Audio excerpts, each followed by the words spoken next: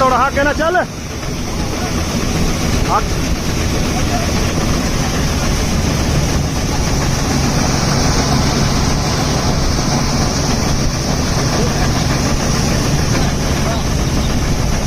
dam तो पूरा रहा था